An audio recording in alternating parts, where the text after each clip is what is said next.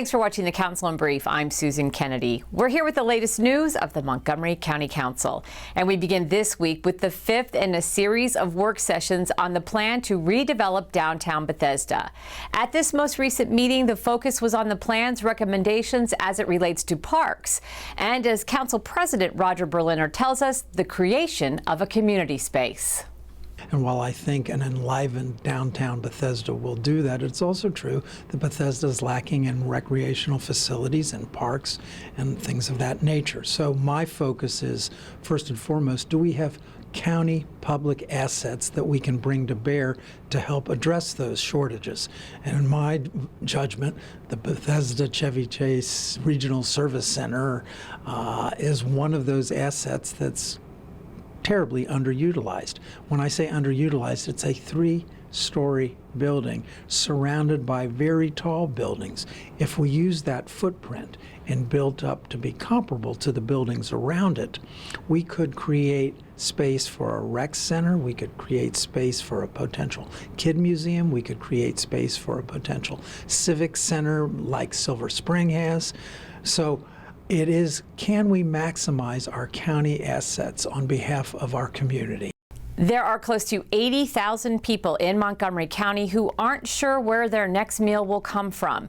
In response to these needs, the council passed a bill which would develop a plan to address food security and update it annually. This is not only a first for the county, but one of the first initiatives of its kind in the country. The plan is part of a comprehensive approach to improve the county's food system. It addresses who is at risk, where they are, and what their barriers are to food security. The proposal is broken into 5 separate years, with year 1 focusing on improved outreach and increasing participation in existing programs. More than half of individuals who are eligible for SNAP benefits, which used to be called food stamps, are not getting access to them. That's something we've really got to work on. As you mentioned, we've got about 78,000 people, 7% of this prosperous and successful county, who are food insecure. We've got to continue working on that. Summer meals are available through the school system. There are weekend backpack programs available for students in the school system, but we need to expand those. We need to let people know that they're available. We need to be focused. We need to bring our nonprofit community together. We have so many nonprofits that are in this space. So how do we coordinate? How do we really focus on where are the greatest needs and what are the programs that can bring about the greatest benefits? The goal of the food security plan is to reduce the number of food insecure individuals by 22% by year 3 of the plan. Right now, Montgomery County has more children going hungry than any other county in the state. Okay, it's not okay. We have specific programs that we need to build upon. We have seniors who are isolated, who don't have transportation. We need to build on those programs.